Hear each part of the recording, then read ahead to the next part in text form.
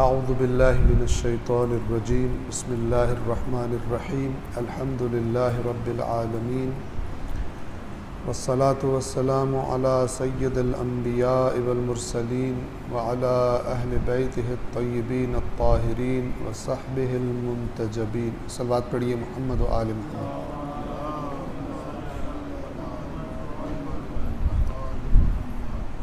गुज़श्ता रोज़ हमने सूरतुल बक़रा आयत नंबर 24 तक तर्जुमा और तिलावत मुकम्मल कर ली थी। आज सूरतुल बक़रा की आयत नंबर 25 से पहले तिलावत करेंगे और उसके बाद तर्जुमा और मुख्तसर तफसीर बयान की जाएगी। सल्लल्लाहु पढ़िए मोहम्मद व आले मोहम्मद।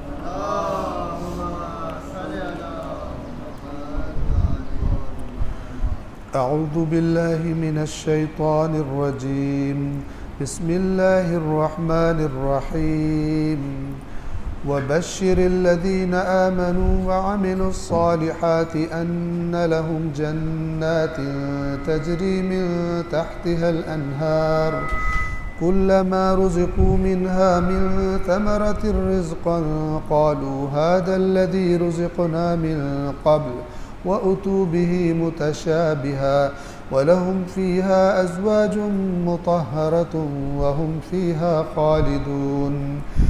इन्नल्लाह ला यस्तही अन यضرब मसलन मा बऊदतन फमा फ़ौक़हा फ़अम्मा अल्लज़ीना आमनू फ़यअलमून अन्नहुल हक़्क़ु मिन रब्बिहिम वअम्मा अल्लज़ीना कफ़रू फ़यक़ूलून माज़ा अरादल्लाहु बिहाज़ा मसला युदिल्लु बिही कसीरन वयहदी बिही कसीरा वमा युदिल्लु बिही इल्लल फ़ासिक़ीन अल्लज़ीना यंक़ुदून अहदल्लाहि मिन बअदि मीसाक़िही वयक़तऊन मा अमरल्लाहु बिही अन यूसल वयुफ़्सिदून फ़िल अर्ज़ उलाइका हुमुल ख़ासिरून।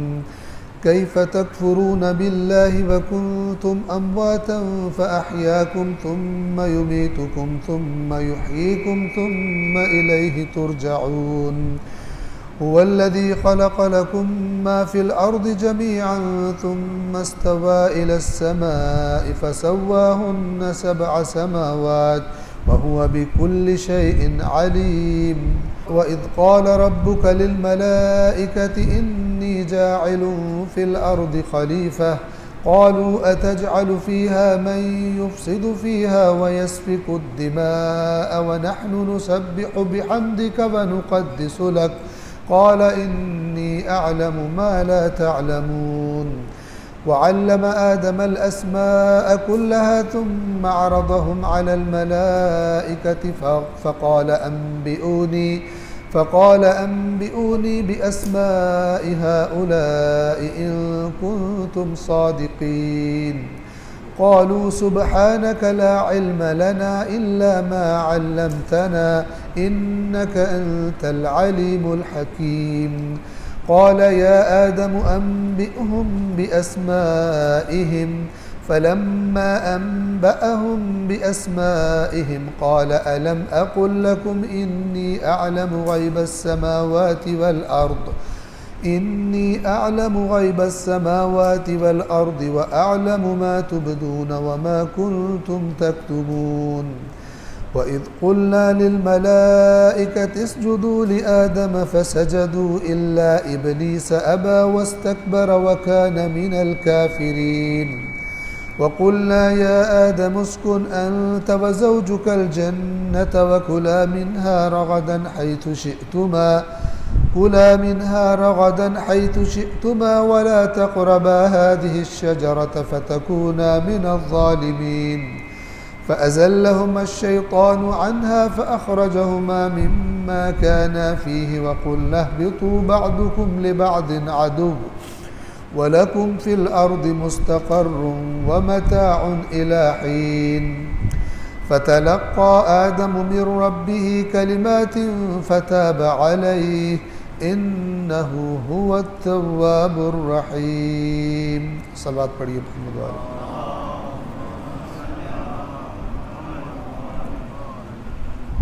तर्जुमे का आगाज़ करते हैं सूरतुल बक़रा आयत नंबर 25 से। आपको याद होगा आयत नंबर 24 में उन लोगों को ख़बरदार किया गया कि जो कुरान मजीद के अल्लाह का कलाम होने के बारे में शक कर रहे थे, और उनसे कहा गया कि जितने अपने मददगारों को बुला सकते हो उनको भी बुला लाओ और इस जैसी एक सूरत बना के ले आओ। अगर तुम ऐसा ना कर सको और हरगिज़ ऐसा नहीं कर सकोगे तो फिर उस आग से बचो जिसका ईंधन इंसान भी हैं और पत्थर भी, और वो जानबूझकर न मानने वालों के लिए, काफिरीन के लिए तैयार की गई। कुरान करीम का अंदाज़ क्या है? ख़बरदार करने के साथ साथ, डराने के साथ साथ खुशखबरी भी देता है। जो खराबी कर रहे हैं उनको ख़बरदार किया गया कि ये इस कलाम में शक न करो कि ये अल्लाह का कलाम है, इसे मान लो, तस्लीम कर लो, वरना फिर अगर हठ धर्मी पर हो तो जहन्नम की आग के लिए ख़ुद को तैयार कर लो, और अगर मान लो तो फिर खुशखबरी है। मानने वाला क्या कहलाता है? जो ईमान ले आए, और जो ईमान लाता है वो खुद ब खुद अपने ईमान के तकाजे के मुताबिक अमल भी करता है। याद रखिए, रिवायात में जो बताया गया, ईमान की तारीफ़ की गई, ईमान को डिफ़ाइन किया गया, वहाँ ये फरमाया गया कि ईमान 3 चीज़ों से मुरक्कब है। 3 चीज़ें मिलें तो सही ईमान बनता है। पहली चीज़ ज़ुबान से इकरार करना, जैसे हम कलमा पढ़ते हैं, अशहदु अल्ला इलाहा इल्लल्लाह मसलन। दूसरी चीज़ अक़दुन फ़िल क़ल्ब, जो बात ज़ुबान से कही जा रही है दिल में भी वही बात हो, मुनाफ़िक़त ना हो, धोखा ना हो, जैसे कि मुनाफिकीन करते थे। जो ज़ुबान से इकरार हो रहा है दिल में भी उसको मान चुका हो। और तीसरी चीज़ जो ईमान के लिए चाहिए वो है व अमलुन बिल अरकान, जिस चीज़ का ज़ुबान से इकरार किया है और जिस चीज़ को दिल से तस्लीम किया है, अब उसके तकाज़ों के मुताबिक अपने बदन के अरकान से अमल भी करके दिखा। वो ईमान आँख से क्या तकाज़ा करता है, कान से क्या तकाज़ा करता है, हाथ से क्या तकाज़ा करता है, पैरों से क्या तकाज़ा करता है, उन तकाज़ों को अमल के ज़रिए पूरा करे, इसका नाम ईमान है। बस ईमान के माना में ही अमल छुपा हुआ है, लेकिन मज़ीद ताकीद करने के लिए अल्लाह ने कुरान मजीद में जहाँ ईमान लाने का तज़किरा किया है वहाँ पर अमल सालेह का तज़किरा भी किया, ताकि कोई ये ना समझे कि ईमान सिर्फ ये है कि मैंने मान लिया, दिल से मान लिया, मैंने ज़ुबान से कह दिया, ये काफ़ी है। अच्छी तरह तवज्जो फरमाइएगा। मैं बार बार अर्ज़ किया करता हूँ कि ज़रूरी है कि इंसान इस्लाम के बारे में अपने बुनियादी तसव्वुरात, बुनियादी फ़िक्र, कॉन्सेप्ट्स जिन्हें कहा जाता है, ज़रूरी है कि उनको कुरान से हासिल करे, जैसे कुरान ने बताया है। सबसे बेहतर कुरान ने बताया, बाकी चीज़ों में मिलावट का शायबा है, बाकी चीज़ों में इम्कान है मिलावट हो गई हो, सुनने वाले ने सही ना सुना हो, बयान करते वक्त सही बयान ना किया हो, बहुत सारी चीज़ों का शायबा हो सकता है, लेकिन अल्लाह के इस कलाम के बारे में किसी चीज़ का शायबा नहीं। तो ये कुरान जब ईमान की बात करता है तो मसलन सूरतुल अनकबूत के आगाज़ में क्या कहा गया? बिस्मिल्लाहिर्रहमानिर्रहीम, अलिफ लाम मीम, अहसिबन नासु अन युतरकू अन यकूलू आमन्ना वहुम ला युफ्तनून। क्या लोगों ने ये समझ लिया है, ये हिसाब कर लिया है, लोगों ने अंदाज़ा ये लगा लिया अपने पास से कि अगर उन्होंने कह दिया कि हम ईमान ले आए हैं तो बस छोड़ दिया जाएगा, इम्तिहान नहीं किया जाएगा उनके ईमान का? ज़ुबान से कह देने को कुरान जिसको ईमान कहता है, उस ईमान में ज़ुबान से कह देना काफ़ी नहीं। इम्तिहान लिया जाएगा और इम्तिहान में इंसान साबित करेगा कि मैंने जो ज़ुबान से कहा था मैं ईमान ले आया, ईमान लाया था या नहीं लाया था। हालात की सख्तियों में, मुश्किलात में इंसान का ईमान परखा जाता है। इमाम हुसैन अलैहिस्सलातु वस्सलाम के साथ ज़्यादा लोग चले थे सफ़र के आगाज़ में, लेकिन जब आहिस्ता आहिस्ता ख़बरें बुरी मिलना शुरू हुई और पता चलना शुरू हुआ कि वहाँ पर दावत नहीं है खाने की, बल्कि वहाँ पे हालात ख़राब हो चुके, तो बहाने बना बना कर इमाम को तर्क करते गए। इसे कुरान कहते हैं इम्तिहान लिया जाएगा। सिर्फ कह देने से कि मैं हुसैनी हूँ और मैं अली का मानने वाला हूँ और मैं रसूलुल्लाह का आशिक हूँ, कह देने से अल्लाह के यहाँ बात नहीं मानी जाती, उसका इम्तिहान देना होता। सलवात पढ़िए मोहम्मद वाले। बस कुरान को न मानने वालों को ख़बरदार किया, जहन्नम की धमकी दी, और उसके बाद कुरान की जो रविश है फ़ौरन फिर जो मान लेंगे उनके साथ क्या होगा, उनको खुशखबरी दी। फरमाया वबश्शिरिल्लज़ीन आमनू व अमिलुस्सालिहाति अन्न लहुम जन्नातिन तजरी मिन तहतिहल अनहार, और उन लोगों को खुशखबरी सुना दीजिए जो ईमान ले आए। जो इनकार कर रहे हैं उनको धमकी दे दीजिए, खबरदार कर दें कि कहाँ जा रहे हो। लेकिन जो मान लें, जो ईमान ले आए, उनको खुशखबरी दे दीजिए जो ईमान ले आए और जिन्होंने नेक आमाल अंजाम दिए। क्या खुशखबरी दे दीजिए कि उनके लिए घने बागात हैं। अरबों के लिए घना बाग बहुत कीमती चीज़ होता था, चूँकि गर्म मौसम में रहते थे, सहरा में रहते थे। बाग ही उनके लिए बहुत बड़ी नेमत था। घना बाग बहुत ही उनके लिए एक ज़बरदस्त नेमत थी। उनके लिए ऐसे घने बागात हैं जिनके नीचे नहरें जारी होंगी। कुल्लमा रुज़िक़ू मिन्हा मिन समरतिन रिज़्क़न क़ालू हाज़ल्लज़ी रुज़िक़ना मिन क़ब्ल। उसमें यानी उन जन्नतों में जब भी उन्हें कोई फल, कोई मेवा खाने को मिलेगा तो वो कहेंगे ये तो वही है जो इससे पहले भी मिल चुका है। इसके बारे में कई बातें की गई कि क्या मुराद है इससे। एक बात जो मैं आपकी खिदमत में अर्ज़ कर दूँ वो ये है कि जिस तरह दुनिया में खाने पीने की मज़ेदार नेमतें, फल अल्लाह ताला ने दिए हैं, जन्नत में भी बिलाखिर बहुत सारी चीज़ें इनसे मिलती जुलती होंगी, लेकिन कैफियत के एतबार से बहुत बेहतर होंगी। मसलन आप एक दूसरे तीसरे दर्जे का सेब लेकर खाते हैं और एक बेहतरीन सेब, ज़बरदस्त सेब लेकर खाते हैं। आप कहते हैं ये भी उस जैसा है, लेकिन इसमें और उसमें ज़मीन आसमान का फ़र्क है। जायके में शबाहत है, मज़े में शबाहत है, लेकिन वो नहीं है, बहुत बेहतर है। तो जन्नत में भी बहुत सारी चीज़ें मिलती जुलती भी मिलेंगी। जैसे कुरान कहता है व उतूबिही मुतशाबिहन, मुतशाबिह चीज़ें, शबाहत रखती हुई चीज़ें जन्नत में दी जाएंगी। और जब इनको दिया जाएगा तो क्या कहेंगे, पहले भी ऐसा हमें मिला था। वलहुम फ़ीहा अज़वाजुम मुतहरतुन वहुम फ़ीहा खालिदून, और उनके लिए जन्नतों में पाकीज़ा अज़वाज होंगी। अज़वाज जमा है ज़ौज की, और ज़ौज कहते हैं मर्द के लिए औरत ज़ौज होती है, औरत के लिए मर्द ज़ौज होता है। उनके लिए पाकीज़ा अज़वाज होंगे। पाकीज़ा से मुराद दुनिया की जितनी खराबियाँ, निजासात वग़ैरह हैं उनमें नहीं होंगी, पाक होंगे, और वो हमेशा हमेशा उन जन्नतों में रहेंगे। ये अल्लाह का वादा है किन के लिए, जो ईमान लाएं और अमल सालेह अंजाम। वाज़ेह कुरान की बात है। आयत नंबर 26, इन्नल्लाह ला यस्तहयी अन यदरिबा मसलन मा बऊदतन फमा फौकहा, यकीनन अल्लाह किसी मिसाल को पेश करने से नहीं शर्माता,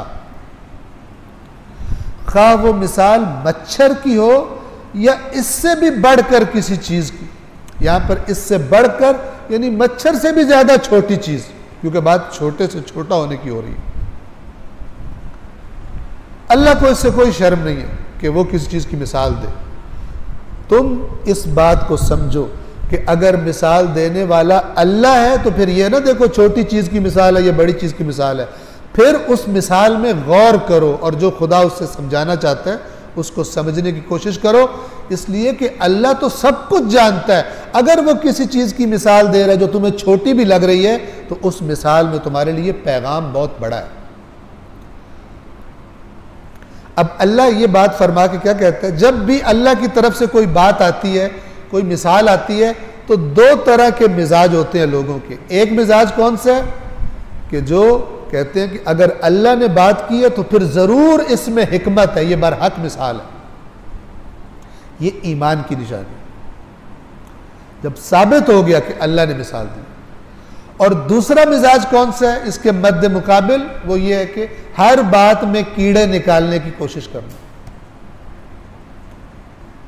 तो मसलन मच्छर की मिसाल दी जा रही है, मोमिन क्या कहेगा, इस मच्छर की मिसाल में ज़रूर कोई हिकमत है। और आज आप अगर मच्छर को स्टडी करने के लिए जाएं, उस ज़माने में इल्म की ये तरक्की नहीं थी, वो आलात ईजाद नहीं हुए थे। आज अगर आप मच्छर को स्टडी करने जाएं तो अजीब व गरीब सिस्टम्स है मच्छर में, रडार लगे हुए हैं, पता नहीं क्या क्या लगा हुआ उसके अंदर। सबसे बारीक तरीन टनल जो है वो मच्छर के आगे लगी हुई है, सूंड उसकी, जिसके जरिए वो स्किन में इंजेक्ट करके जिसको खून खींच लेते हैं। और पता नहीं कितने कितने अकल को हैरान कर देने वाले सिस्टम्स उस छोटी सी मखलूक में लगे हुए हैं, और सब काम कर रहे हैं कि जिनको उस वक़्त के जाहिल लोग कहते थे मच्छर जैसी छोटी चीज़ की मिसाल दे के इतना बड़ा अल्लाह, इतनी छोटी मिसाल हो नहीं सकती। हर बात में, दीन की बातों में कीड़े निकालना, ये इंसान को ख़राब करता है, चाहे उस ज़माने के अफराद हों, चाहे आज के अपने आप को मुसलमान कहने वाले। एक दफ़ा है समझने के लिए सवाल करना, और एक दफ़ा नहीं, कोई ना कोई नेगेटिव बात, कोई बहाना, कोई कीड़ा निकालना उसमें से, इसकी कोशिश करते रहना। खुदावंद आलम फरमाता है कि इसी मिसाल से मैं बहुत सारों को हिदायत करता हूँ, बहुत सारों को गुमराह कर देता हूँ। हालांकि अल्लाह दर हकीकत किसी को गुमराह नहीं करता। क्या फरमाया, फ़अम्मल्लज़ीना आमनू फ़यअलमून अन्नहुल हक़्क़ु मिन रब्बिहिम, बस जो लोग ईमान ला चुके हैं उनको इल्म है कि ये उनके रब की तरफ से हक है, क्योंकि रब उनका बरहक है, वो लग़्व काम नहीं करता, बेहुदा काम नहीं करता। व अम्मल्लज़ीना कफ़रू, और वो लोग के जिन्होंने कुफ्र इख्तियार किया, जिनकी मिजाज जिन्होंने बना लिया, बात नहीं माननी, फ़यक़ूलून, तो वो ये कहते हैं माज़ा अरादल्लाहु बिहाज़ा मसला, इस मिसाल से अल्लाह ने भला क्या इरादा किया, इतनी छोटी सी चीज़ से इसमें से क्या निकलेगा। युदिल्लु बिही कसीरन व यहदी बिही कसीरा, गुमराह करता है इसी मिसाल से बहुत सारों को, और हिदायत देता है इसी मिसाल से बहुत सारों को। लिहाजा अल्लाह की तरफ से जब हमें पता चले ये बात अल्लाह की तरफ से है, संजीदा लेना चाहिए। अगर संजीदा नहीं लेंगे तो हिदायत नहीं पाएंगे।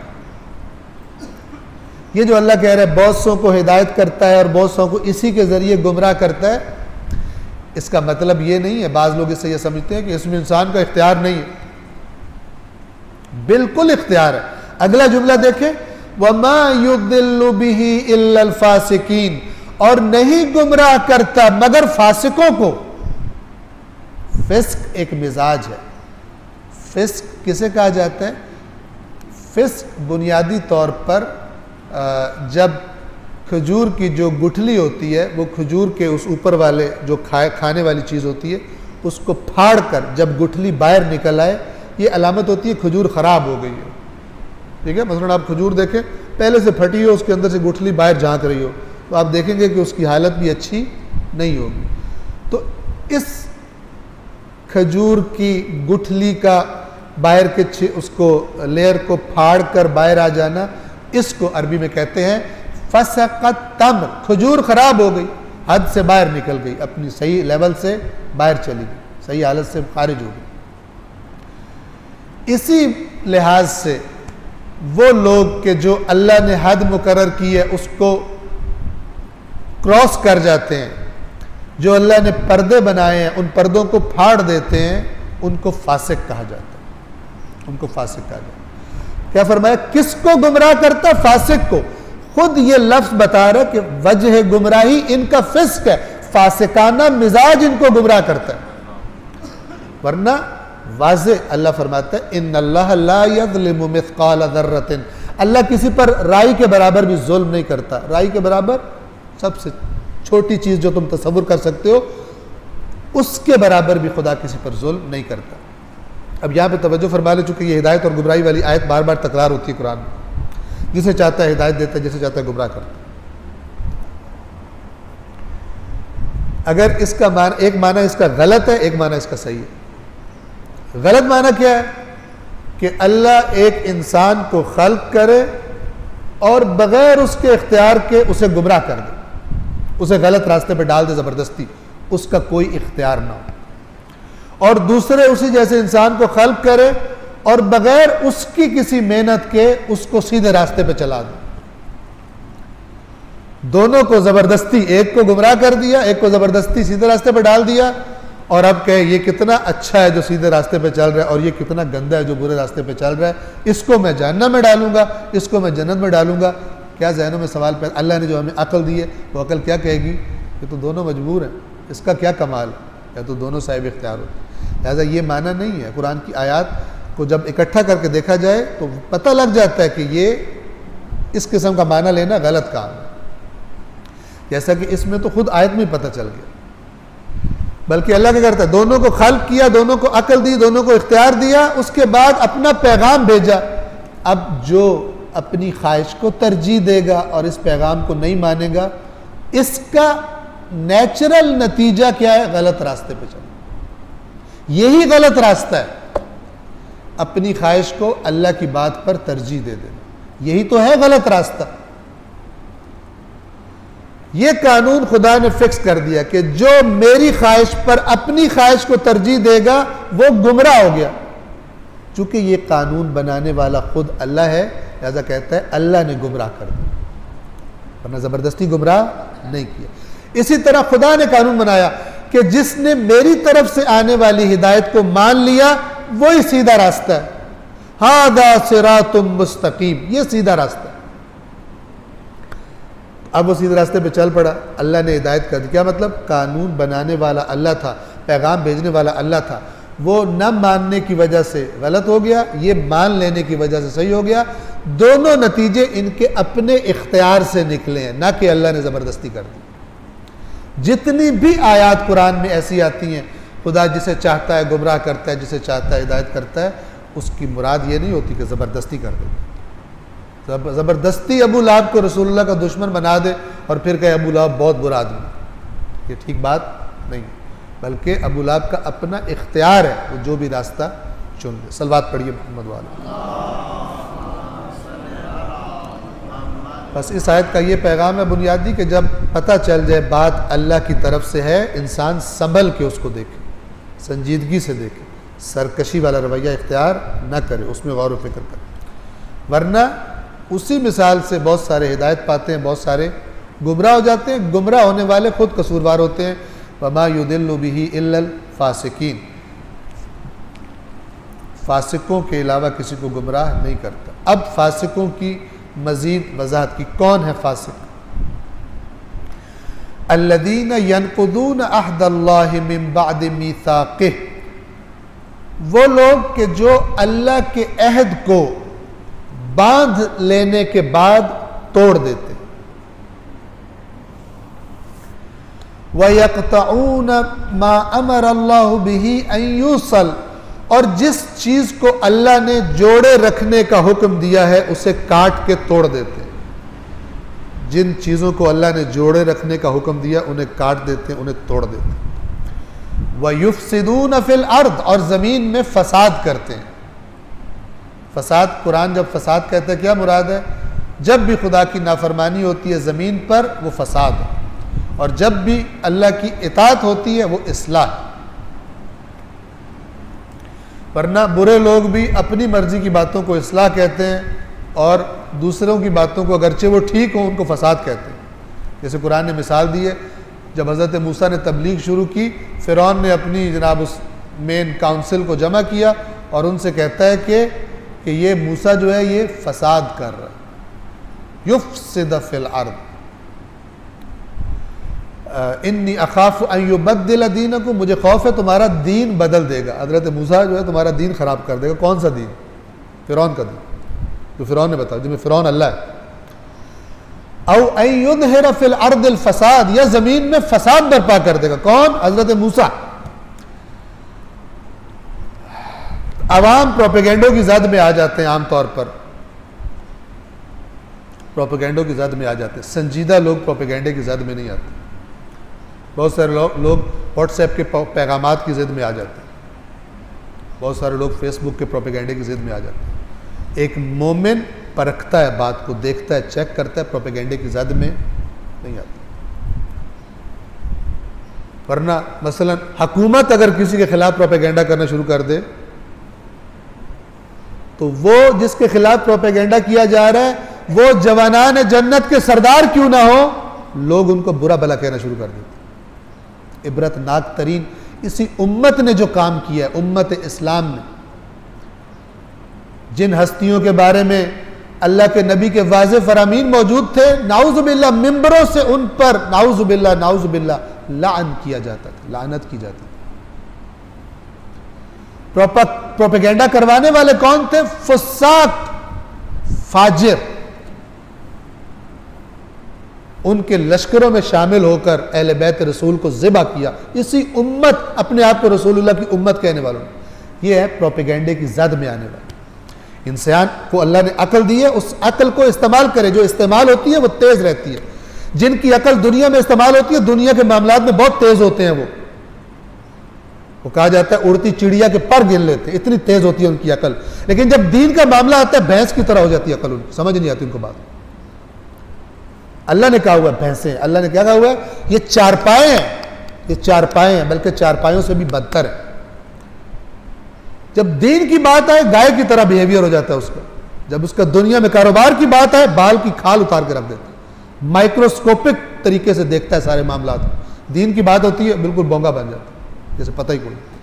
इंतहाई लो लेवल के घटिया किस्म के सवालात के, जो बिल्कुल सवालात बता रहे होते हैं कि इस बंदे को कुछ खबर नहीं है क्या है दीन, वो सवाल कर रहे।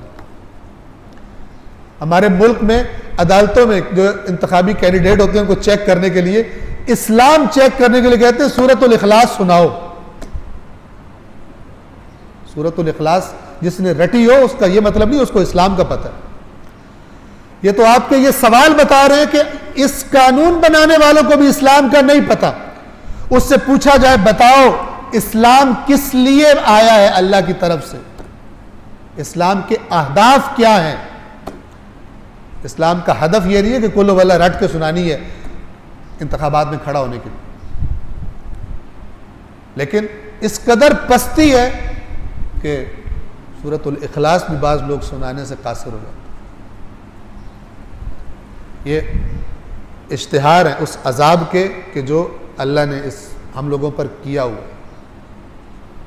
इमाम ने फरमाया था जब तुम लोग अम्र बिल मारूफ और नही अनिल मुनकर छोड़ दोगे तो तुम्हारे दरमियान में से जो बदतरीन लोग होंगे अल्लाह तुम्हारे सरों पे उनको मुसल्लत करेगा। और फिर जब वो जुल्म सितम करेंगे और करप्शन करेंगे और खाएंगे, अपने लफ्जों में कह रहा हूं, लूट मार का बाजार गर्म कर देंगे, जो आवाज उठाएगा उसको खामोश करा दिया जाएगा। उस वक्त तुम्हारे दरमियान में से नेक लोग अल्लाह से दुआएं मांगेंगे, अल्लाह उनकी दुआओं को नहीं कबूल करेगा। क्यों? इसलिए कि अल्लाह ने दुआएं करने के लिए नहीं भेजा था। अल्लाह ने कहा था मेरी बात मानो, अम्र बिल मारूफ करो, नही अनिल मुनकर करो। अब वो तो नहीं किया। मसलन इमाम हुसैन का साथ नहीं दिया, वो कह रहे हैं मैं अम्र बिल मारूफ के लिए जा रहा हूं, साथ नहीं दिया। अब दुआएं मांगो, या अल्लाह इमाम हुसैन को बचा ले। सुभान अल्लाह। अल्लाह अपने नाफरमान की दुआ नहीं सुनता। रसूलुल्लाह भी पहले मैदान में पहुंचते हैं अपने साथियों को लेकर, मैदान में पहुंचकर अपनी जिम्मेदारी जो खुद करना है वो सारा कुछ करने के बाद फिर अल्लाह की बारगाह में दस्त दुआ बुलंद करते हैं कि जो हमारी ताकत में था या अल्लाह हमने कर दिया, आ गए यहां तक, अब अगर तूने मदद ना की तो हमारे पास कुछ भी नहीं। अब खुदा भी मदद करता है, हमारी तरह नहीं है जनाब सिर्फ दुआओं से काम चलाओ। जो काम खुद पसंद है उनके लिए उड़कर अमेरिका भी पहुंच जाओ, लेकिन जो काम खुद करने का दिल नहीं करता उस वक्त दुआ से काम चला। हम दुआएं मांगते हैं ना, फिर बात आ जाती है आज माह रमज़ान की जो मशहूर मारूफ दुआ है,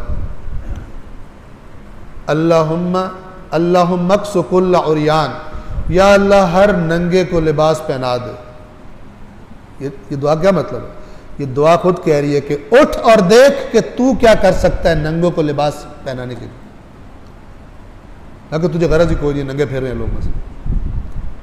अल्लाहुम्मा अशबे कुल्ल जाए, ए अल्लाह हर भूखे का पेट भर दे, परवाह ही कोई नहीं, अपना पेट भरने की परवाह, दूसरे की परवाह। अल्लाहुम्मा क़द दैन कुल्ल मदीन, ए अल्लाह जो कर्ज में गिरफ्तार है उसका कर्ज अदा कर दे। वो 10 साल की बचत करके बैठा हुआ है, पड़ोसी जो है कर्जे में मर रहा है, परवाह कोई। अल्लाहुम्मा क़द दैन कुल, अल्लाह इन दुआओं को कबूल ही नहीं करता जिसमें इंसान अपने आप को जिम्मेदार नहीं समझता। अगर दुआ मांगी है कि अल्लाह जो मकरूज है उनका कर्ज अदा कर, तो फिर ये देख कि तेरे अंदर कितनी ताकत, अगर कोई कर्ज में बेचारा पिसा पड़ा है तो तू कितनी हेल्प कर सकता है, उसको कर्जुल हसना दे के उसकी गर्दन को निकाल दे।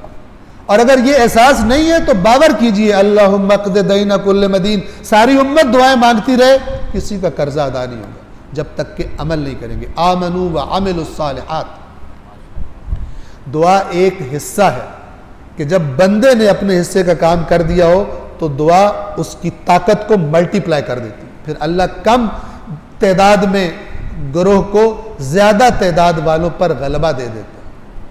थोड़ी सी चीज में ज्यादा चीज की तासीर रख देता है, लेकिन कब रखता है? जब थोड़ी सी चीज करो, ना कि करो कुछ नहीं और सिर्फ दुआओं पर चलते रहो। सलवात पढ़िए मोहम्मद वाले। और ज़मीन में फसाद करते हैं, उलाइका हुमुल खासिरून, यही लोग हैं खसारा उठाने वाले। खसारा कहते हैं उस नुकसान को जिसमें कुछ भी ना बचे, सरमाया भी ना बचे।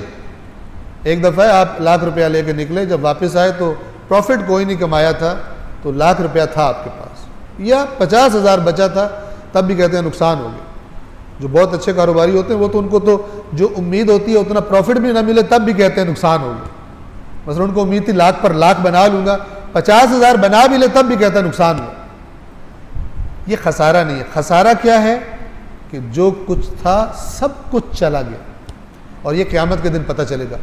उम्र दी थी अल्लाह ने, अकल दी थी, ज़ुबान दी थी, आंखें, ये सब सरमाया था, सब कुछ चला गया, सब कुछ चला गया, गलत जगहों पर ज़ाया कर दिया। जैसे किसी के पास पैसे हो, जुआ खेल कर अयाशियाँ करके पैसे अपने उड़ाता रहे और आखिर में भूखा नंगा होकर बैठ जाए, लोगों से भीख मांगना शुरू कर। बहुत सारे लोग जिनको इतनी बेहतरीन अल्लाह ने सलाहियतें दी थी, लेकिन अल्लाह की नाफरमानियों में इस्तेमाल की, दुनिया में इस्तेमाल की, खुदा के साथ ताल्लुक़ नहीं रखा। वल अस्र इन्नल इंसान लफ़ी खुस्र, इंसान नुकसान में। खसारा यानी जब कुछ भी हाथ में ना बचे।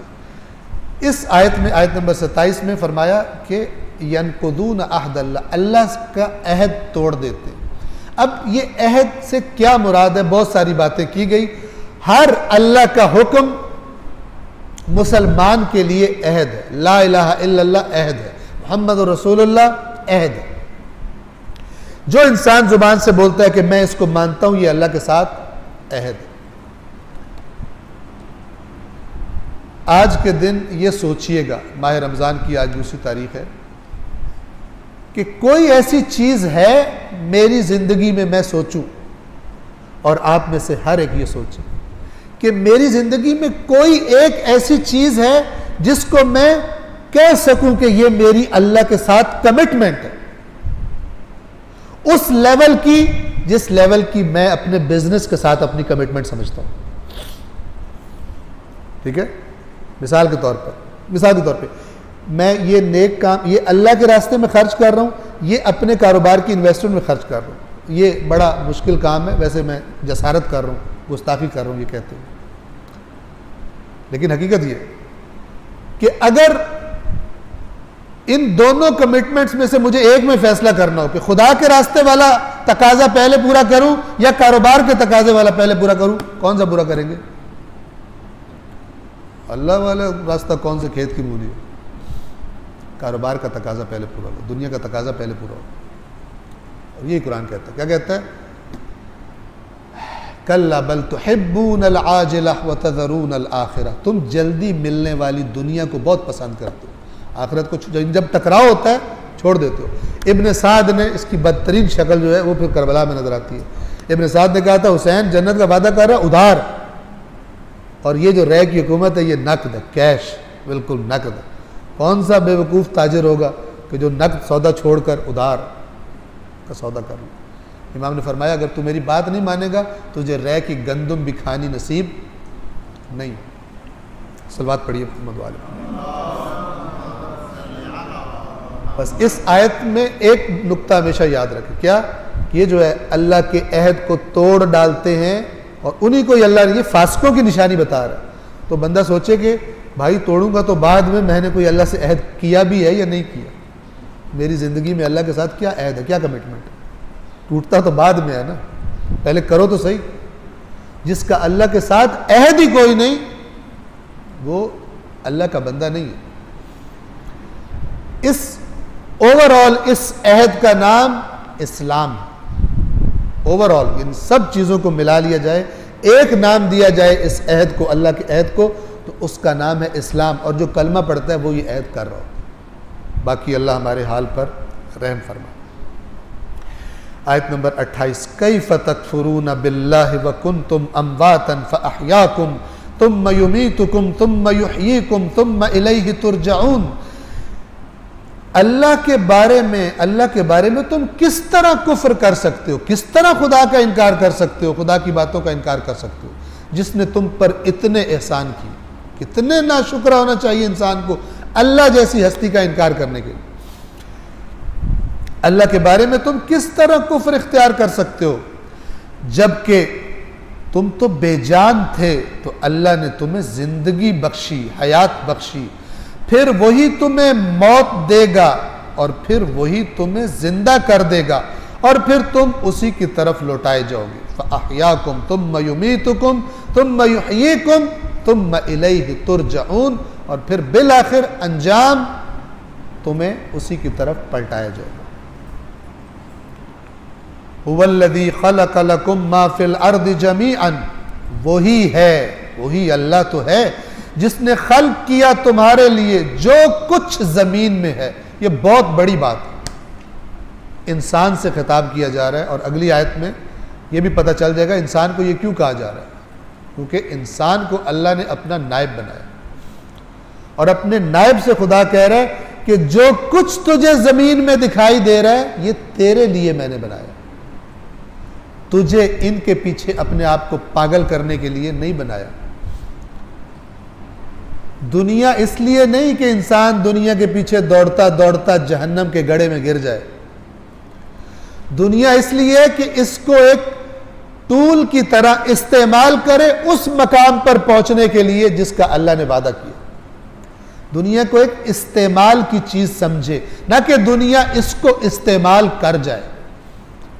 जो खुदा की नाफरमानी में जिंदगियां गुजारते हैं, दुनिया उन्हें इस्तेमाल कर देती है। वो दुनिया वो समझते हैं हम इस्तेमाल कर रहे हैं, बड़ी मौज कर रहे हैं। एक्चुअली दुनिया उनको इस्तेमाल कर रही होती है, दुनिया उन्हें खा रही होती है, वो दुनिया को नहीं खा रही होती। और वही अल्लाह है जिसने जमीन में मौजूद हर चीज को तुम्हारे लिए खल्क किया, फिर आसमान की तरफ तवज्जो की तो उन्हें 7 आसमान बना दिया। वहुवा बिकुल्लि शैइन अलीम, और वो हर चीज का इल्म रखने वाला। आलिम और अलीम में फ़र्क है। आलिम इल्म रखने वाला, अलीम जिसका इल्म दायमी है, कभी ख़त्म नहीं होता। मैं आज एक चीज़ का इल्म रखता हूँ, तो कल भूल ही जाऊँगा। बाज़ खतीब तकरीर तैयार करके लाते हैं, स्टेज पे आके भूल जाते हैं, ठीक है, यानी जहन में याद है लेकिन बंदे देख कर उनसे तकरीर नहीं होती, भूल जाते हैं, कन्फ्यूज हो जाते हैं, ब्लैंक हो जाता है उनका दिमाग कि थोड़ी देर पहले आलिम था अभी जाहिल हो गया। जब वक्त है, जब ज़रूरत है। अलीम कहते हैं जिसमें दवाम है, जिसके इल्म में कभी भी किसी मामले में भी जहालत उस पर तारी नहीं होती। वहुवा बिकुल्लि शैइन अलीम, हर चीज़ का इल्म रखने वाला। 7 आसमानों से क्या मुराद है, आज के दिन तक नहीं पता कि 7 आसमानों से क्या मुराद है। अल्लाह ने फरमाया वलक़द ज़य्यना अस्समाअ दुनिया बिज़ीनतिल कवाकिब, हमने सबसे निचले आसमान को सितारों से मुज़य्यन किया, सजाया है। ठीक है, वो है क्या? हमारी दस्तरस नहीं है। हमारी दीद जहाँ पे रुक जाती है हम उसको आसमान कहते हैं। नीला रंग दिखाई देता है, वो नीला रंग ज़मीन से रिफ्लेक्ट होता है और वो हमें नीला दिखाई देता है, वो कोई ठोस चीज़ नहीं है। इन सातों आसमानों से क्या मुराद है अल्लाह तबारक व तआला बेहतर जानता है, लेकिन हमारा ईमान क्या कहेगा कि 7 आसमान अल्लाह ने बनाए हैं और हर आसमान का एक निज़ाम है, हर आसमान का एक निज़ाम है जिसकी तरफ कुरान मजीद ने इशारा किया हुआ। याद रखिएगा, वो आलम कि जिसके साथ हमारी अकल का राब्ता नहीं है, हम अपने एक्सपेरिमेंट से, अपने तजर्बे से नहीं पहुंच सकते वहाँ पर, उसी की रहनुमाई के लिए अल्लाह ने वही भेजी है। तो जब वही में कोई बात आ गई, जितना पता चल रहा है उस पर ईमान इंसान रखेगा, और उसके बाद अगर उसके बारे में ज़्यादा बहस मुबाहिसे किए जाएं तो इंसान ख़राब होता है, इसलिए कि उसको पता ही नहीं है वो क्या चीज़ है। तवज्जो फरमा रहे हैं? मसलन अर्श, अर्श इलाही, अर्श परवरदिगार। अर्श कहते हैं बादशाह के तख्त। अब ये लफ्ज़ लाया गया ताकि नए लफ्ज़ तो नहीं आ सकते थे, लफ्ज़ तो वही इस्तेमाल होने थे जो अरब समझते थे। अर्श का लफ्ज़ लाया गया ये बताने के लिए कि जिस तरह बादशाह का एक तख्त होता है और उससे उसका हुक्म चलता है, उसके इक़्तिदार की अलामत होता है, इस कायनात का अर्श खुदा का है, यानी इस कायनात का बादशाह खुदा है।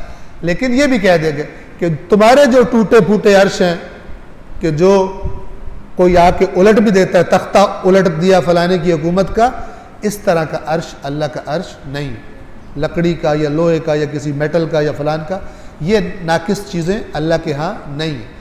तो मैं समझाने के लिए ये लफ्ज़ इस्तेमाल किया, अर्श इलाही। वरना अल्लाह ऐसा नहीं है कि मतलब रात को कोई बेड है जहाँ पे अल्लाह सो जाता है नाउज़ुबिल्लाह, और दिन को आकर तैयार होकर अपने अर्श पर ऑफिस में आकर मसलन बैठता है, ऐसी कोई बात नहीं है। लैसा कमिस्लिही शै। सलवात पढ़िए मोहम्मद वाले।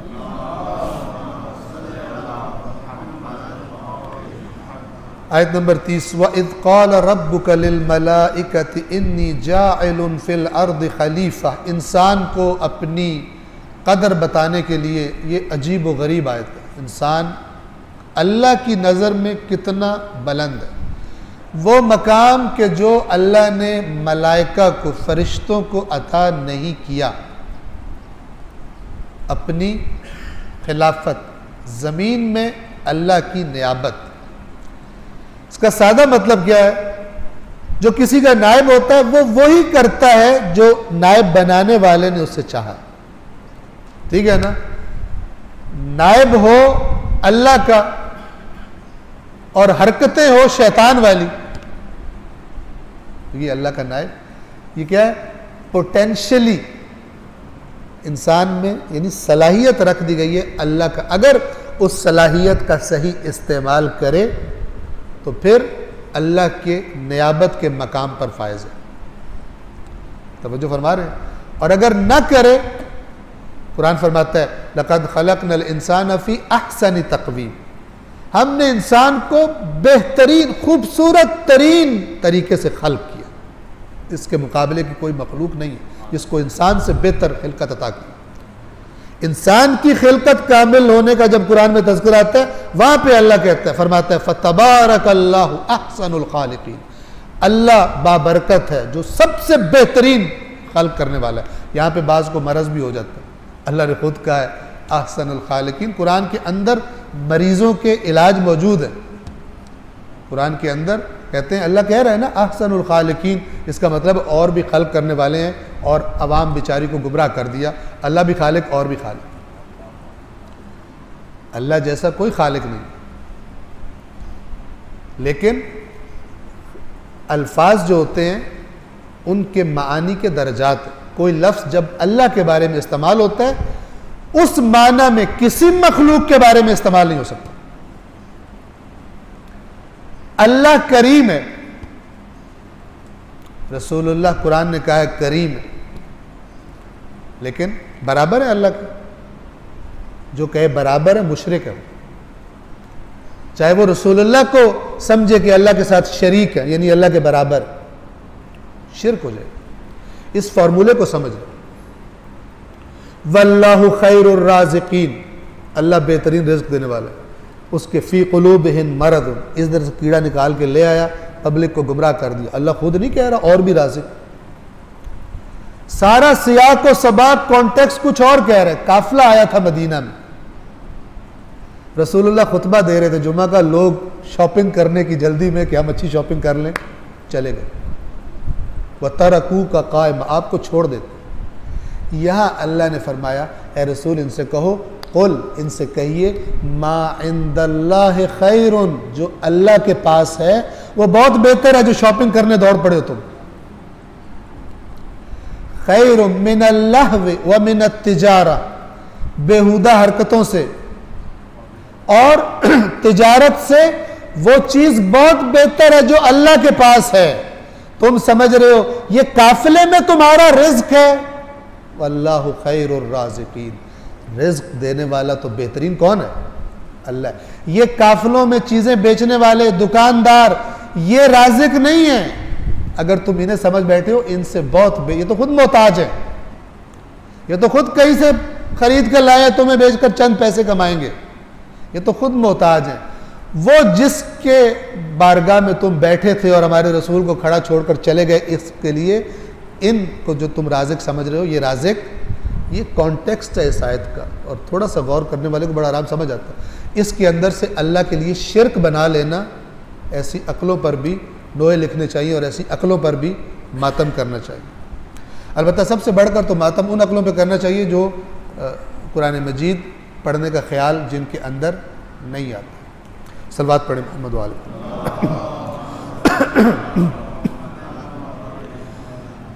और जब आपके रब ने फरिश्तों से कहा, मैं ज़मीन में एक खलीफा, अरबी का लफ्ज़ है, इसका माना है नायब, अगरचे नायब भी अरबी का ही लफ्ज़ है लेकिन उर्दू में यह ज़्यादा इस्तेमाल होता है। ज़मीन में एक नायब बनाने वाला हूँ।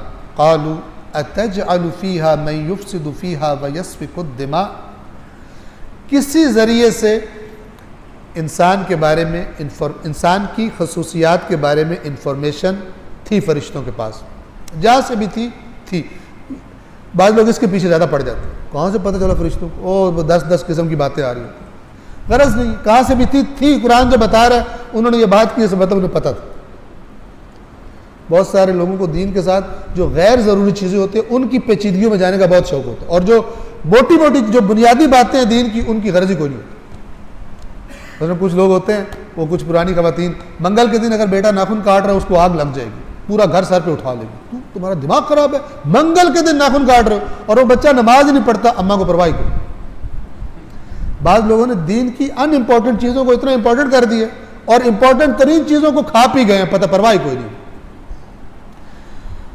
तो फरिश्तों ने कहा कि क्या ए अल्लाह, क्या तू ज़मीन में उसे अपना खलीफा बनाएगा कि जो, यानी उनको बात समझ नहीं आई थी, जो फसाद करेगा? तू आदिल, तू इतनी, यानी हर सिफत तेरी कमाल पर, बेऐब व बेनक्स, तेरा नायब ये।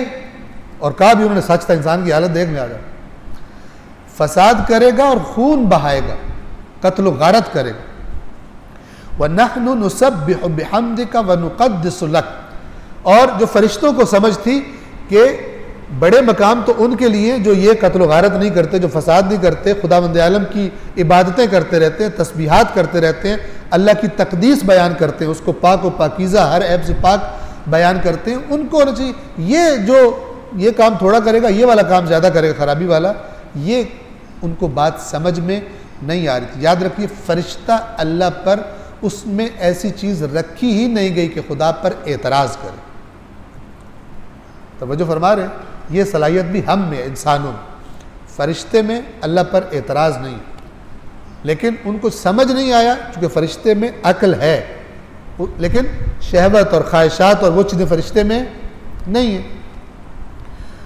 तो उन्होंने अल्लाह ताला से सवाल किया, ना एतराज़ करने के लिए, पूछने के लिए कि बात उनको समझ नहीं आ रही थी। क़ाला, अल्लाह तबारक व तआला ने फरमाया, इन्नी अअलमु मा ला तअलमून, यकीनन मुझे उस बात का इल्म है जो तुम नहीं जानते। अल्लाह ने इनकार नहीं किया कि इंसान खराबियाँ नहीं करेगा, खुदा ने फरमाया मुझे पता है इसने ये सब कुछ करना है, लेकिन जिस हिकमत के तहत मैं इसको नायब बना रहा हूँ, तुम्हें उसकी खबर नहीं है। और शायद बात इतनी बड़ी थी कि अल्लाह ताला ने उस वक़्त बताई भी नहीं। जो मैं जानता हूँ वो तुम्हें अभी बात समझ में नहीं आएगी। वअल्लम आदम अल अस्माअ कुल्लहा, अब फरिश्तों को थोड़ा सा ये बताने के लिए उन पर बात थोड़ी क्लियर हो जाए, न कि सब कुछ उन्हें पता चल जाए, लेकिन उनको एहसास हो जाए कि अल्लाह सही फरमा रहा है, फील हो जाए। वैसे तो फरिश्ते ज़ाहिर बात है अल्लाह के हर फरमान को सही समझते हैं, लेकिन एक ज़ाहिरी चीज़ भी सामने आ जाए। अल्लाह ने आदम को तमाम अस्मा सिखा दी, नाम सिखा दी। तुम अरदहुम अलल मलाइका, फिर उन अस्मा को फरिश्तों के सामने पेश किया। फ़क़ाल, और अल्लाह ने फरमाया, अम्बिऊनी बिअस्माइ हाउलाइ इन कुन्तुम सादिकीन, यानी अस्मा को पेश नहीं किया, वो जिनके अस्मा थे उन मौजूदात को फरिश्तों के सामने पेश किया और कहा कि फरिश्तों मुझे बताओ इनके अस्मा क्या हैं, अगर तुम सच्चे हो।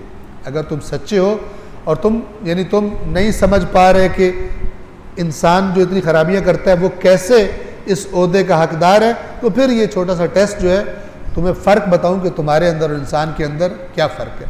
और आदम इंसान की अलामत थे, पहले इंसान मसलन हल्क हुए।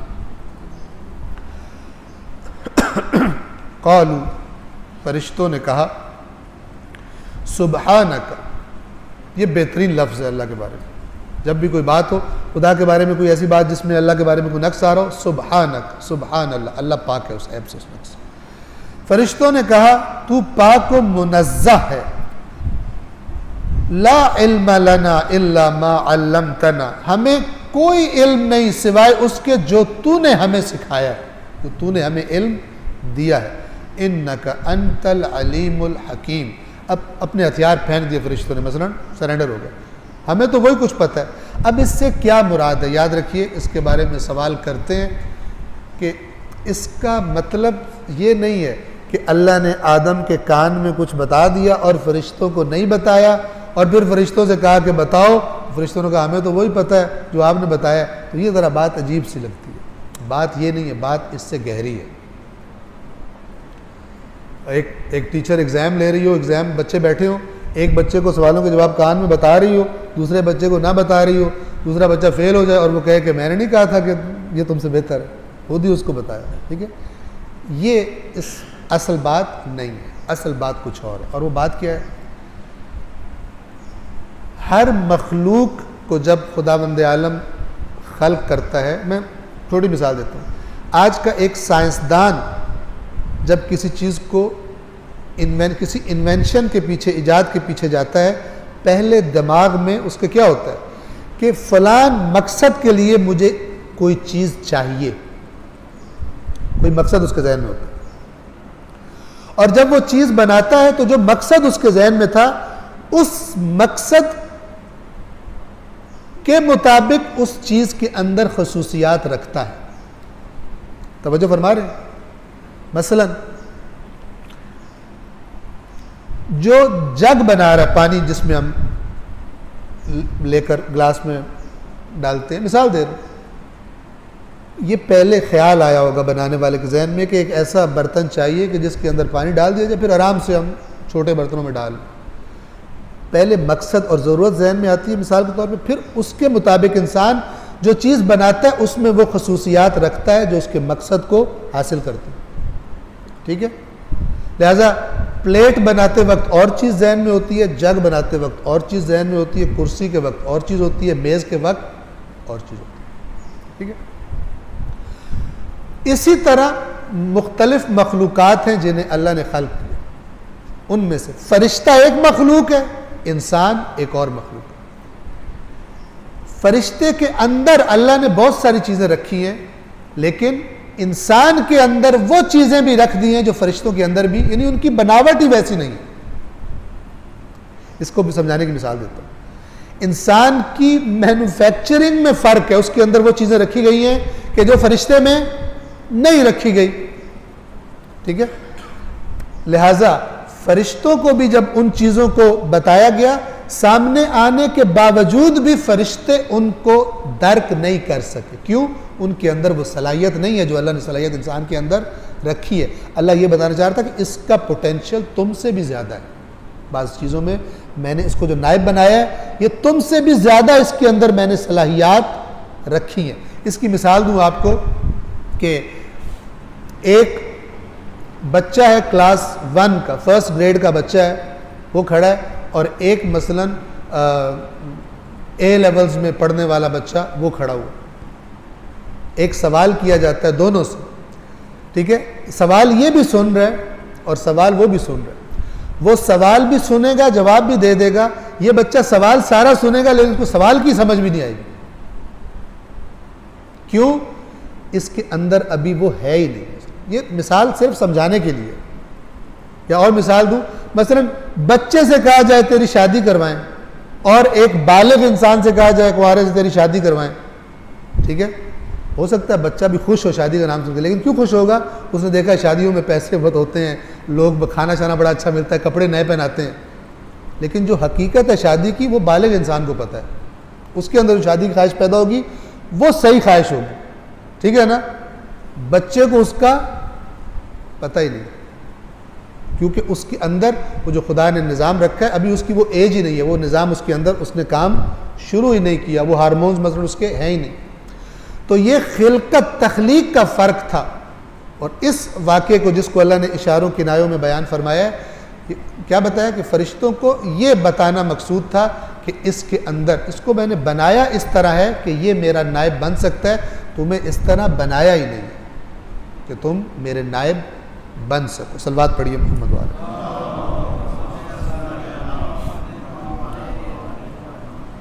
ये जो आयत के लफ्ज़ हैं मैं वो भी इशारा कर दूं कि ये जो है ना बेअस्माइहिम, ये हिम का जो लफ्ज़ है ये प्रोनाउन है, ज़मीर जिसे कहते हैं। ये अरबी ज़ुबान में उनके लिए इस्तेमाल होता है जो साहिबान अक्ल हो, अक्ल रखते। तो इस चीज़ को अगर मलहूज़ रखा जाए तो ये चीज़ें जिनके ये मौजूदात जिनके नाम बताए गए थे वो कोई बेअक्ल मौजूदात नहीं थे। कुछ मौजूदात गोया के अल्लाह तबारक व तआला ने ऐसे खल्क किए थे, जैसे मसलन फ़र्ज़ करें शिया कुतुब में भी ये रिवायात हैं, अहले सुन्नत कुतुब में भी रिवायात हैं कि मसलन अल्लाह के नबी ने फरमाया कि मैं उस वक्त भी नबी था जब आदम अभी पानी और मट्टी के दरमियान था, यानी अभी आदम के भी वो पुतला भी नहीं बना था मट्टी का, मैं उस वक्त भी मसलन था नबी, मिसाल के तौर पर। तो इन आयात से ये मुराद भी हरगिज़ बईद नहीं है कि खुदावंद आलम ने कुछ मौजूदात को, कुछ हस्तियों को पहले से खल्क किया हुआ था, और क्योंकि वो भी कौन थे, उनको भी बशर होना था। कुल इन्नमा अना बशरुम मिस्लुकुम, ए रसूल कह दीजिए मैं तुम्हारी तरह का बशर हूँ। तो उनकी जो मारिफत है हकीकी वो भी आदम को हो सकती है, जो कोई और मखलूक है फरिश्ता उनको उसकी मारिफत नहीं हो सकती। उलमाए तफसीर ने यह भी बयान किया है कि हकीकत मारिफत रसूलुल्लाह भी अगर किसी को हो सकती है तो वो भी बशर ही होना चाहिए, क्योंकि वो बशर है और फरिश्ते बशर नहीं है। उनके सामने अल्लाह ने पेश कर भी दिया तो भी जो आदम को मारिफत हुई थी वो फरिश्तों को मारिफत नहीं। अब सुनिए, क़ालू सुब्हानक ला इल्म लना इल्ला मा अल्लमतना, फरिश्तों ने कहा तू पाक व मुनज़्ज़ह है, जो कुछ तूने हमें बता दिया हम उसके सिवा कुछ नहीं जानते, यकीनन तू ही बेहतर जानने वाला है। क़ाला या आदम अंबिहुम बिअस्माइहिम, फिर अल्लाह ने फरमाया आदम अब तुम फरिश्तों को बताओ। दो लफ्ज़ हैं यहाँ पर, फ़र्क है, याद रखिए। एक है अल्लाह ने आदम को अल्लमल अस्मा, तालीम दी, और फिर आदम से ये नहीं कहा फरिश्तों को तालीम दे, कहा अंबिहुम, इनको खबर दे। ये फ़र्क है, क्योंकि फरिश्ते उस तालीम की सलाहियत ही नहीं रखते। लिहाजा फरिश्तों ने क्या कहा, हमें तो वही इल्म है जो तूने तालीम दी है, हमारे पास तो वही कुछ है, इससे ज़्यादा हमारा इदराक नहीं है। तो ये दो फ़र्क लफ्ज़ इस्तेमाल हुए, एक तालीम का और एक इम्बा, अम्बिहुम, इनको बता। अम्बिहुम ये नबा से है, और नबा कहते हैं बड़ी खबर को, इंपॉर्टेंट खबर को। यानी ए आदम आप इनको बताइए। नहीं अल्लाह ने फरमाया या वकुलना या आदम अल्लिमहुम, इनको तालीम दीजिए। नहीं, क्या फरमाया? अम्बिहुम, इनको खबर दीजिए, इनको बताइए बिअस्माइहिम, इन मौजूदात के अस्मा की। फलम्मा अम्बअहुम बिअस्माइहिम, जब आदम ने उनको बता दिए वो अस्मा, तो अल्लाह ने फरमाया क़ाल अलम अक़ुल लकुम इन्नी अअलमु ग़ैबस समावाति वल अर्द व अअलमु मा तुबदून व मा कुंतुम तक्तुमून। तब अल्लाह ने फरमाया क्या मैंने तुमसे नहीं कहा था कि मैं आसमानों और ज़मीन की पोशीदा बातों को खूब जानता हूँ, तुम्हारा इल्म महदूद है। जो आदम कह रहा है तुम्हें तो वो भी नहीं पता, और ये नहीं पता से मुराद क्या है? तुम्हारे अंदर वो सलाहियत ही नहीं है, तुम्हें खल्क ही नहीं किया। मिसाल वो जो मैंने दी थी, जितना पानी जग के अंदर आ सकता है उतना पानी ग्लास के अंदर नहीं आ सकता। ग्लास नॉर्मली क्या होता है? छोटा होता है। एक जग के साथ 4 ग्लास रख के लाए जाते हैं मिसाल के तौर पर, साइज के मुताबिक। और मैं जानता हूं जो तुम जाहिर कर रहे थे और जो कुछ तुम छुपा रहे थे। ये छुपा रहे में इशारा है उस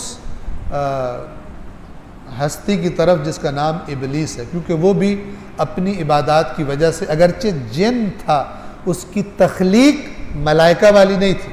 कुरान ने बताया ये फरिश्ता नहीं था बल्कि कान मिनल जिन, ये और मखलूक थी, लेकिन अपनी इबादात की वजह से मलाइका के साथ रहने की इजाज़त थी। दर्जा इसका बड़ा ऊंचा हो गया। जब आदम को ये कहा गया कि अल्लाह अपना नायब बनाने जा रहा है, उसी वक्त से इसको प्रॉब्लम शुरू हो गई थी।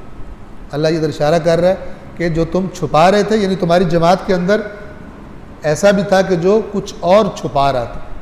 तुम तो न समझने की वजह से पूछ रहे थे, लेकिन एक और भी था। वइज़ क़ुलना, अब उसकी दास्तान शुरू होती है। वइज़ क़ुलना लिल मलाइकति इसजुदू लि आदम फसजदू इल्ला इब्लीस, और जब हमने फरिश्तों से कहा सजदा करो आदम के सामने, फसजदू, तो उन्होंने सजदा किया, इल्ला इब्लीस, सिवाय इब्लीस के, अबा, उसने इनकार कर दिया, वस्तकबरा, और अकड़ गया, तकब्बुर में आ गया, अपने आप को बड़ा समझा। अल्लाह से कहता है ये ज़्यादती है, मैं आग से बना हूँ, तो कुरान ने बताया ये मिट्टी से बना है, मैं बरतर हूँ, ये ज़्यादती है। वकान मिनल काफिरीन, और इस तकब्बुर और इस इनकार की वजह से इतने बुलंद मर्तबे वाला काफिरीन में से हो गया। अब यहाँ से भी कुफ्र का माना समझा जा सकता है। इबादतें हो रही हैं, इतनी इबादतें कि फरिश्तों के साथ रहने की इजाज़त मिल गई है, ठीक है, इतना कुछ देख चुका है खुदा की कुदरत को। अकड़ कितनी ख़राब चीज़ है। कितने लोग हैं कि जो थोड़ी सी अकड़ में आके असलन गोली मार देते हैं सामने वाले कमज़ोर को। साहिबान इक़्तिदार कमज़ोर लोगों पर क्या क्या जुल्म ढाते हैं। ये अकड़ जो है, तकब्बुर जो है, ये बदतरीन सिफत है इंसान के अंदर, और इंसान को ये इब्लीस की सफ़ में ले जाकर खड़ा कर देती है। क्या फरमाया? अबा वस्तकबरा, इसने इनकार किया और तकब्बुर किया। उसके इनकार का सबब क्या था? तकब्बुर उसका। वकान मिनल काफिरीन, इनकार करने वालों में से, काफिरों में से हो गया। वक़ुलना या आदम उस्कुन अंत व ज़ौजुकल जन्नत वकुला मिन्हा रगदन हैथु शिअतुमा, और हमने कहा ए आदम तुम और तुम्हारी ज़ौजा जन्नत में सुकूनत इख्तियार कर लो, क़याम पजीर हो जाओ, और तुम दोनों इसमें से खाओ जहां से तुम्हारा जी चाहे, फरावानी के साथ, कोई चीज़ कमी नहीं है। वला तक़रबा हादिहि शजरा, इस दरख्त के पास न जाना, फतकूना मिनज़्ज़ालिमीन, अगर गए तो जालिमों में से हो जाओगे। बहुत सारे सवालात हैं इस आयत के बारे में, बहुत सारी बहस होती है। खुलासा आप जान लीजिए चंद बातों। नंबर 1, नबी जो होता है वो अल्लाह की नाफरमानी नहीं करता, लेकिन एक चीज़ जिसका नाम उलमा ने तर्क के औला बताया, मसलन 2 काम थे, दोनों ठीक थे, लेकिन एक दूसरे से ज़्यादा बेहतर था। अगर वो जो ज़्यादा बेहतर था उसको अगर इख्तियार न करे तो इसे कहते हैं तर्क के औला कर दिए, तर्क के औला कर दिए, न कि वो जिसे वाक़ियन गुनाह और जुर्म कहा जाता है वो कर दिया। अंबिया के बारे में कुरान मजीद में जितनी ऐसी जगह आई हैं, ठीक है, वहाँ पर उसका जवाब यही उलमाए कराम देते हैं कि ये वजह ये है। अब अगर जहन में यह है कि कहा जा रहा है जालिमों में से हो जाओगे, तो जालिम तो बड़ी ख़तरनाक चीज़ है, तो मैं अर्ज़ करूँ कि ये भी अपने अपने दर्जे के मुताबिक जुल्म होता है। मिसाल देता हूँ आपको, एक शख्स जिसकी नमाज शब वाजिब है या मुस्तहब है, मुस्तहब है, ठीक है, एक शख्स जो रेगुलर नमाज शब पढ़ता है, एक दिन वो सोता रह गया, उठ के क्या कहता है, ओए होए होए होए कितना बड़ा जुल्म हो गया। कोई जुल्म नहीं हुआ, कोई गुनाह नहीं हुआ, तो मुझे फरमा रहे हैं, लेकिन उसका जो मकाम बन चुका था उस नमाज के साथ, उसको रेगुलरली पढ़ते पढ़ते उसको यूं लग रहा है गोया सारी दुनिया मेरी ख़त्म हो गई। आज मुझसे वो इबादत छूट गई जो कि वाजिब नहीं थी। दो भाई थे, ये मेरा आंखों देखा वाकया, दो भाई थे, एक बहुत लायक क्लास में टॉप करता है और एक भाई बिल्कुल उलट, बिल्कुल नालायक। मसलन क्लास में 40 बच्चे थे तो वो 39-40, 39-40, ठीक है। एक ही बाप के दोनों बेटे एक ही स्कूल में पढ़ते। तो क्या हुआ, एक टर्म में इत्तेफाक से जो फर्स्ट आया करता था वो 4th आया, चौथे नंबर पे आया, और इत्तेफाक से वो जो 39-40 वाला होता था वो 33 पे आ गया। अब वालिद साहब बैठे हैं, उनके रिजल्ट आया, दोनों बच्चे भी बैठे हुए हैं और लोग भी बैठे हुए हैं। अब गौर कीजिएगा, बच्चे ने, वालिद ने पहले बच्चे का रिजल्ट देखा और उसको कहता है कि तुझे शर्म नहीं आती, क्या पोजीशन लिया तूने, 4th आया, डूब के नहीं मर गया तू, ठीक है। और वो जो दूसरा बैठा हुआ था 39-40 वाला, उसका रिजल्ट खोला, कहता हाँ बेटे तू सीने से लग जा मेरे, इस दफ़ा तूने दिल खुश कर। उस सामने बंदे बैठे जिनको मार्फत नहीं कि पीछे चक्कर क्या चल रहा है, उनका अब्बा इसको क्या हो गया, जो 4th आया उससे कह रहा है तुझे शर्म नहीं आती, और जो 34, 33 आया उसे कह रहा सीने से लग जा। ये दर्जात का फ़र्क, जिसका जो दर्जा है उसके उसी दर्जे पे जुल्म होते हैं। ये सिर्फ ज़हनों को करीब करने के लिए मिसाल है। लिहाजा मसलन हज़रत यूनुस ने जब फरमाया ला इलाहा इल्ला अंत सुब्हानका इन्नी कुन्तु मिनज़्ज़ालिमीन, ठीक है, तो उन्होंने कोई ऐसा काम नहीं किया था जो जुर्म हो, वाक़ियन नाफरमानी हो खुदा की, लेकिन उनका जो मकाम था उस थोड़ी सी बात की जो गुनाह नहीं था, खिलाफ इस्मत कोई बात नहीं थी, उस पर अल्लाह ने कहा कि तुझे सजा है मछली के पेट में। आप तवज्जो फरमा रहे हैं। तो ये मैंने चंद मिसालें दी ताकि ये समझ में आ जाए, जितनी भी आयात जिनमें अंबिया के बारे में अल्लाह ने ज़रा सख्त अल्फाज इस्तेमाल किए हैं, वो वही उसके टॉप करने वाले बच्चे हैं कि जो मसलन थोड़ा सा अगर एक्सपेक्टेशन से वो करते हैं तो कहता है कि तूने मसलन ये काम क्या कर। लिहाजा इनको फरमाया कि आप क्या होंगे, इस दरख्त के नज़दीक न जाना, जालिमों में से हो जाएंगे। और ये जो कहा गया इस दरख्त के नज़दीक न जाना, ये भी अल्लाह तबारक व तआला आदम को उस वाकई प्रैक्टिकल लाइफ में भेजने से पहले एक ये ट्रेनिंग सेशन था कि आदम जायका चख ले कि अल्लाह की बात अगर उसका सही तरह लिहाज न किया जाए तो इंसान बहुत सारी चीज़ों से महरूम हो जाता है। ये जन्नत कौन सी जन्नत थी? ये जन्नतुल फिरदौस नहीं थी, बल्कि मुख्तलिफ इसके बारे में बातें हैं। ये कोई और जगह थी, या हत्ता कि इसी दुनिया के अंदर कोई बेहतरीन जगह थी जिसमें हर चीज़ की फरावानी थी, बाग था। और जब आदम ने जो है उसको अपनी क्यूरोसिटी की वजह से वो खा लिया फल, और उसके बाद फिर अल्लाह तबारक व तआला ने वहाँ से उनको निकाल दिया ताकि ये फीलिंग आदम के अंदर बैठ जाए कि खुदावंद आलम की रहनुमाई अगर ना मानी जाए तो इंसान का अपना ही नुकसान होता है, और वो आर्जी चीज़ जो उसको अपनी तरफ खींच रही हो, वो जितनी भी अच्छी लग रही हो, बिल आखिर इंसान के नुकसान का सबब बन जाती है। और ये दायमी हमारे जहनों में ये बात होनी चाहिए कि खुदा जब रहनुमाई करता है हो सकता है कि वो चीज़ हमें देखने में अच्छी ना लग रही हो, पसंदीदा ना लग रही हो, लेकिन जिसका ईमान है अल्लाह ने ये कहा है तो ठीक कहा होगा, वो कर लेता है, वो कभी नुकसान नहीं उठाता। और जो आर्जी जो लज्जत खींच रही है उसकी तरफ जाता है, खुदा को नाराज़ करता है, तर हकीकत उसका नतीजा इंसान के नुकसान की शक्ल में निकलता है।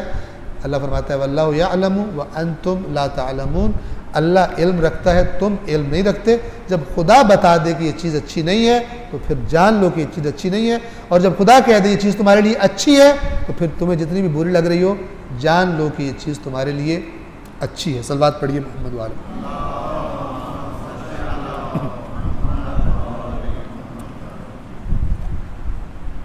फ़अज़ल्लहुमा शैतानु अन्हा फ़अख़रजहुमा मिम्मा काना फ़ीह, बस शैतान ने उन दोनों को फिसला दिया उससे जिसमें वो दोनों थे, उससे निकलवा दिया। वक़ुल्ना इहबितू, और हमने कहा नीचे उतर जाओ, नीचे चले जाओ। बअदुकुम लिबअदिन अदुव, अब जब तुम नीचे जाओगे एक दूसरे के दुश्मन होगे। अब इस एक दूसरे के दुश्मन से क्या मुराद है? या तो ये मुराद है कि इंसान और शैतान हमेशा तुम्हारी दुश्मनी रहेगी, और या ये कि जब इंसानों की भी कसरत हो जाएगी तो इंसान भी एक दूसरे के साथ दुश्मनियाँ भी करेंगे। जब ज़मीन पर रहना है तुमने तो ये हालत तुम्हारी होगी।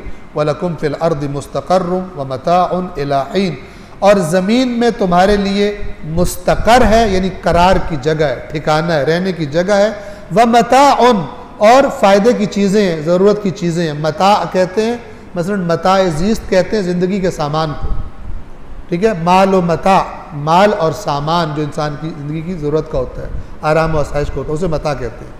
तुम्हारे लिए ज़मीन में मुस्तक़र भी है और रहने के लिए जो तुम्हें चीज़ें चाहिए, खाने पीने की, आराम व आसाइश की, वो मता भी तुम्हारी ज़मीन में है।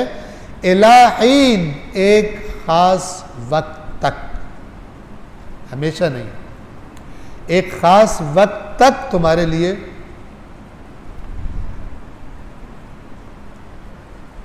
आपका ज़िंदगी का प्लान ये हो मसलन कि मैंने पाकिस्तान में ज़्यादा से ज़्यादा मसलन 10 साल रहना है, वो आपकी कोई मजबूरी हो, 10 साल मैंने पाकिस्तान में रहना है, 10 साल के बाद मैंने शिफ्ट होना है मिसाल के तौर पर किसी और मुल्क में।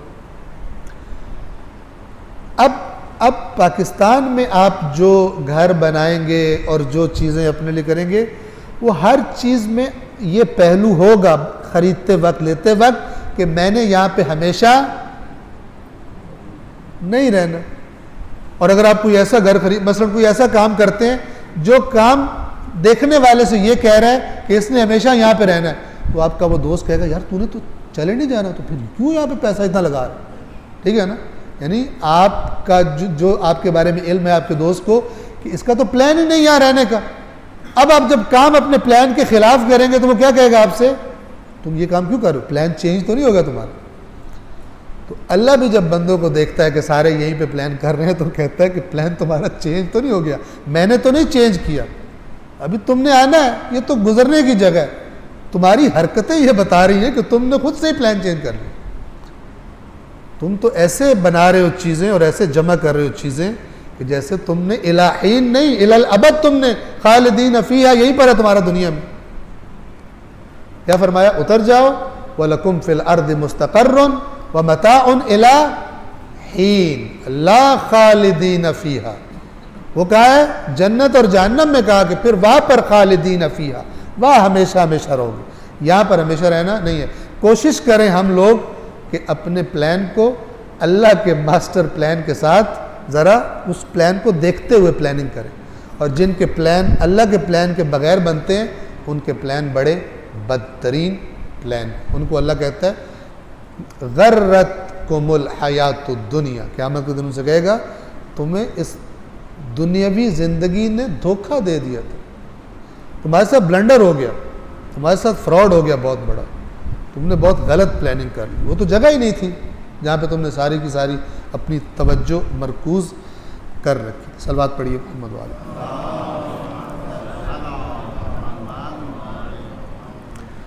फ़तलक़्क़ा आदम मिन रब्बिही कलिमातिन फ़ताब अलैहि इन्नहु हुवत तव्वाबुर रहीम। जैसे ही तज़किरा आता है कुरान में, यानी अल्लाह खुद तज़किरा करता है कि बंदा ज़रा सा परेशान हो गया अल्लाह की बात ना मानकर, उसी वक्त अल्लाह का लबो लहजा 180 डिग्रीज, मसलन अपने लफ्ज़ों में कह रहा हूँ, लबो लहजा 180 डिग्रीज क्या होता है, चेंज हो जाता है। और फ़ौरन ढेर सारा प्यार, ढेर सारी रहमत, ढेर सारी उम्मीदें, ढेर सारे अजर। असलन जैसे अल्लाह को याद ही नहीं है इसने पहले क्या किया था। अपना सगा बेटा भी हो ना, और बहुत ज़्यादा बाप को तंग करे ना, तो और एक अरसे के बाद तंग ठीक हो जाए, तब भी बाप कुछ अरसा लगाता है ठीक होने में, इसने कितना मुझे, अल्लाह एक सेकंड भी नहीं लगाता, एक सेकंड भी नहीं लगाता। अगर सारी उम्र उसकी नाफरमानी में गुजरी हो, एक सेकंड भी नहीं लगाता। गोया कि भूल गया इसने क्या क्या हरकतें की। इसलिए अल्लाह ने फरमाया जहन्नम में कौन जाएगा, ला यस्लाहा इल्लल अश्का, जहन्नम में शकी तरीन जाएगा और कोई नहीं जाएगा। तो मैं सोचता था कि शकी तरीन तो बहुत बड़ा मुजरिम होना चाहिए, लेकिन फिर ख्याल आया कि उससे बड़ा शकी कौन है कि जो सारी उम्र अल्लाह का खाए और सारी उम्र उसके पास कितने साल हो तौबा ना करे, इस कदर नमक हरामी करे अल्लाह की, उससे बड़ा शकी कौन है। ठीक है ना। अगर कोई नौकर कि जिसका मालिक उसे तनख्वाह भी देता हो और भी दुख सुख में शरीक होता हो, और उसने कहा हो कि तेरा सब कुछ, और लोगों ने देखा हो कि इसकी हर जरूरत पूरी करता है, और वो नौकर उसके साथ मुसलसल नमक हरामी करे, तो क्या कहेंगे उसको लोग, यार वो कितना अच्छा है और तू कितना बेशरम, कितना नमक हराम है तू, तुझे इंसान नहीं कहना चाहिए, वो तुझ पर कितने एहसान करता है और तू कितना नाफर, ऐसे कहेंगे ना लोग उसको। ये नमक हराम और नमक हलाल का लफ्ज़ यहीं से निकला। तो ये कुरान का लफ्ज़ क्या है, अश्का जाएगा, शकी तरीन जाएगा, जिसको इतनी मोहलत मिली और उसने अपने आप को सही नहीं किया। और अल्लाह फिर कहता है कुरान में कि जब वो चीखेंगे जहन्नम में, जो जहन्नम में चले जाएंगे, वहुम यस्तरिखून फीहा रब्बना अखरिजना नअमल सालिहन गैरल्लज़ी कुन्ना नअमल, ऐ परवरदिगार हमें इसमें से निकाल दे, हम अब वो अमल करेंगे जो पहले नहीं करते थे, पहले जो खराबियां करते थे वो नहीं करेंगे, अब हम और अमल यानी नेक अमल करेंगे। तो अल्लाह की तरफ से क्या जवाब आएगा, अवलम नुअम्मिरकुम मा यतज़क्करु फीहि मन तज़क्कर, क्या हमने तुम्हें इतनी उम्र नहीं दी थी कि जिसमें जिसने ठीक होना हो वो ठीक हो सकता था, तुम्हारा ठीक होने का इरादा ही नहीं था। वजाअकुमुन नज़ीर, और हमने अपनी तरफ से एक खबरदार करने वाला भी भेजा था तुम्हारे पास, फदूकू, अब इसी को चखो, फमा लिज़्ज़ालिमीन मिन नसीर, अब जालिमों का मददगार कोई नहीं, यहां पर कोई मदद तुम्हारी नहीं की जाएगी। अब ये तज़किरा शुरू हुआ आदम की तौबा का, फ़तलक़्क़ा आदम मिन रब्बिही कलिमातिन फ़ताब अलैहि, और आदम ने अपने रब से चंद कलिमात सीखे, फ़ताब अलैहि, और जैसे ही बोले फट अल्लाह ने तौबा कबूल कर। क्यों कर ली, अब अल्लाह भी सब के लिए कहता है, इन्नहु हुवा तव्वाबुर रहीम, तव्वाबुर रहीम, इसलिए कि अल्लाह तौबा कबूल करने वाला है, तौबा कबूल करने वाला नहीं, बहुत ज्यादा तौबा कबूल करने वाला, मुबालगा है।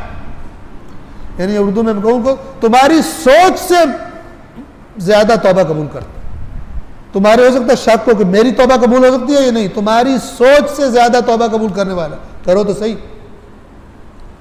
और कबूल करने के बाद रहीम, खसूसी रहमतें निछावर करता है अपनी, खसूसी रहमतें, मैंने अर्ज की थी ना, रहमान अमूमी रहमतें, रहीम खसूसी रहमतें। इन्नहु हुवा तव्वाबुन रहीम, क्यों खसूसी रहमतें, इसलिए कि अब बंदा चाह रहा है अल्लाह की तरफ आए तो अल्लाह की खसूसी रहमतें उसको मिलेंगी। इन्नहु हुवा तव्वाबुर रहीम, गोया के आदम से नाराज़गी कोई नहीं। और औलाद आदम के बारे में भी अल्लाह का फॉर्मूला यही, गुनाह जितने भी हैं, हाँ ये ज़रूर है, याद रखिएगा, यहाँ भी शैतान ने हर बात के लिए, अल्लाह की बात के लिए एक अपना धोखा भी तैयार करके रखा हुआ, ताकि जो मुंह सीधा करना चाह रहा है उसको थोड़ा सा टेढ़ा कर दे और तरफ भेज दे। यहाँ पे धोखा क्या है, अच्छा जितने भी गुनाह कर लो अल्लाह माफ़ कर देता है, तो फिर अभी कौन सी जल्दी है तौबा करनी, ठीक है, अभी ज़रा मज़े करते हैं दुनिया के, और जब थोड़ा थोड़ा कोई इम्कान लगा कुछ हुआ तो फिर तौबा कर लें। इसको अल्लाह ने बताया कि जब तू गुनाह करता है तो सिर्फ वो गुनाह उस वक्त के लिए नहीं है, बल्कि वो गुनाह तेरे ऊपर एक असर छोड़ता है। और वो असर क्या है? उसको कभी कुरान ने कहा दिल की सख्ती। दिल की सख्ती जैसे ज़मीन बंजर, उसमें बीज नहीं उगता। अच्छा, तो जैसे जैसे इंसान गुनाह करता है वो सख्ती आती जाती है, और उसका एंड अल्लाह ने क्या बताया? ख़त्म अल्लाहु अला कुलूबिहिम। तो ये नहीं कि तू शैतान के धोखे में गुनाह करता रह, तुझे पता नहीं कब तेरा कैंसर आखिरी स्टेज क्रॉस कर जाए, और होश में तब आए कि जब इलाज नहीं हो सकता था। इलाज नहीं हो सकता यानी क्या? यानी तू सोचेगा नहीं, इतना तू दरिंदा बन जाएगा, इतना तू जानवर बन जाएगा, तू पलटेगा नहीं। आपने रिवायात में सुना होगा कि एक शख्स आया मसलन इमाम सज्जाद अलैहिस्सलातु वस्सलाम के पास, और उसने कहा कि अगर शेमर तौबा कर ले, जो कातिल इमाम हुसैन है, अगर तौबा कर ले तो अल्लाह माफ़ कर देगा। इमाम ने फरमाया अगर तौबा कर ले तो माफ़ कर देगा। तौबा का दरवाज़ा इतना बड़ा, लेकिन वो तौबा करेगा नहीं, वो तौबा करेगा नहीं। देखें, मैंने कहा ना गुनाह का असर होता है। जैसे आप गोली खाएं, मतलब 10 mg की उसका एक असर है, 20 mg की उसका असर ज़्यादा। इस तरह गुनाहों के भी असर भी, छोटे गुनाह बड़े गुनाहों के असर भी ज़्यादा है। कत्ल इमाम हुसैन कितना बड़ा जुर्म है, उसका असर इसे तौबा करने नहीं देगा। जानवर इतना बड़ा बन गया ये हरकत करके कि इसको तौफीक नहीं मिलेगी तौबा करने। हाँ, अगर हम फ़र्ज़ कर लें कि तौबा कर ले, वाक़ईन तौबा कर ले, तो तौबा का दरवाज़ा किसी पर जब तक वो ज़िंदा है तौबा का दरवाज़ा बंद नहीं होता। लिहाजा अल्लाह ताला फरमाता है कि किसी को हक़ नहीं है कि वो मेरी रहमत से मायूस हो जाए, इसलिए कि मेरे गुनाह इतने ज़्यादा हैं, अल्लाह भला मुझे कैसे माफ़ करेगा, और तौबा ना करे। और ये महीना बेहतरीन महीना है तौबा करने का। सलवात पढ़िए मोहम्मद वाले। फिर आदम ने अपने रब से चंद कलिमात सीखे। कितनी ज़बरदस्त बात है।